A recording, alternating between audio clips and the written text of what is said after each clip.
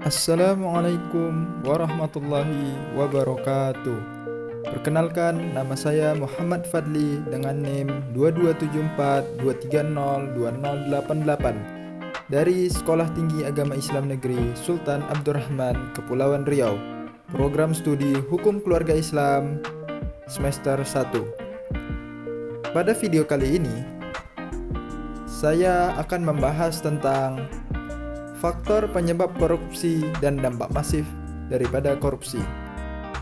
Sebelum kita membahas lebih jauh mengenai faktor penyebab korupsi dan dampak masif daripada korupsi, alangkah baiknya kita harus mengetahui dulu apa itu korupsi. Secara umum, korupsi adalah suatu tindakan penyalahgunaan jabatan atau wewenang yang dilakukan oleh seorang pejabat demi mendapatkan keuntungan pribadi. Faktor penyebab korupsi terdiri dari dua macam. Yang pertama ialah faktor internal.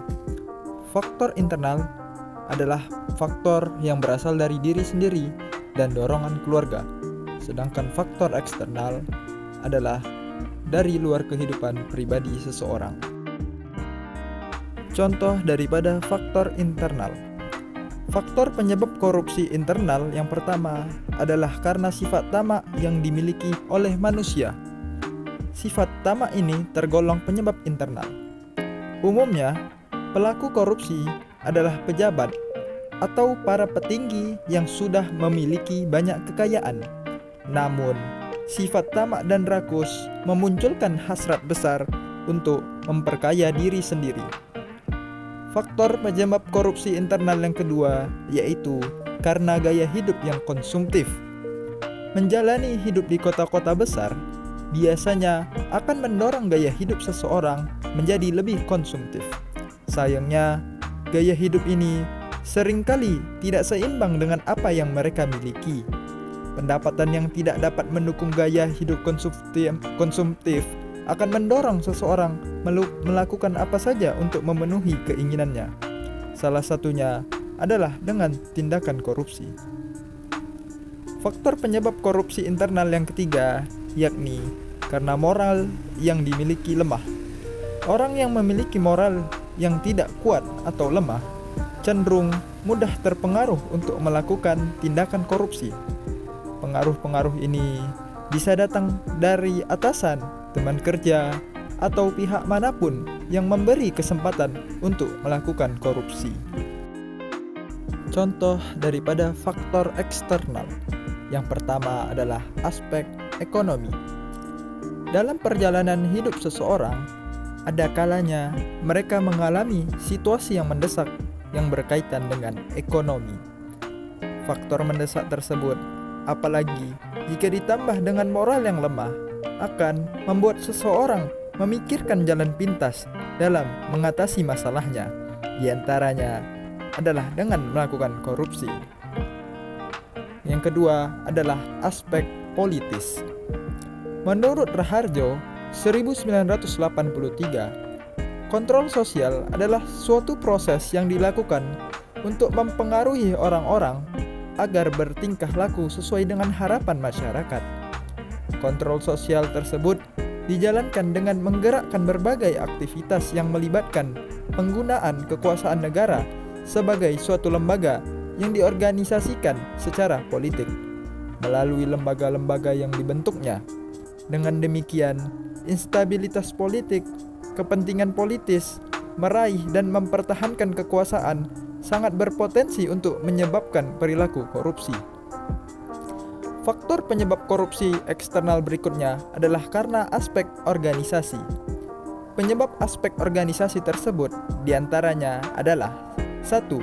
Tidak adanya sikap keteladanan dari pemimpin. 2. Tidak adanya kultur atau budaya organisasi yang benar. 3. Kurang memadainya sistem akuntabilitas yang benar. 4. Lemahnya sistem pengendalian manajemen. Dan 5. Lemahnya pengawasan. Selanjutnya, dampak masif korupsi. Di sini, saya membagi menjadi 3, yaitu dampak korupsi di bidang ekonomi, 2. Dampak korupsi di bidang kesehatan, dan 3. dampak korupsi terhadap pembangunan. Dampak masif korupsi di bidang ekonomi. Korupsi berdampak buruk pada perekonomian sebuah negara. Salah satunya, pertumbuhan ekonomi yang lambat akibat dari multiplier efek rendahnya tingkat investasi. Hal ini terjadi akibat investor enggan masuk ke negara dengan tingkat korupsi yang tinggi. Melambatnya perekonomian membuat kesenjangan sosial semakin lebar. Orang kaya dengan kekuasaan mampu melakukan suap akan semakin kaya, sementara orang miskin akan semakin terpuruk dalam kemelaratan. Dampak korupsi di bidang kesehatan. Menurut catatan Indonesia Corruption Watch atau ICW, korupsi jadi biang keladi buruknya pelayanan kesehatan. Dua masalah utama adalah peralatan yang tidak memadai dan kekurangan obat. Korupsi juga membuat masyarakat sulit mengakses pelayanan kesehatan yang berkualitas. Dampak dari korupsi bidang kesehatan adalah secara langsung mengancam nyawa masyarakat. ICW mencatat, pengadaan alat kesehatan dan obat merupakan dua sektor paling rawan korupsi. Perangkat medis yang dibeli dalam proses korupsi berkualitas buruk. Pelayanan purnajualnya juga jelek, serta tidak presisi. Begitu juga dengan obat yang pembeliannya mengandung unsur korupsi.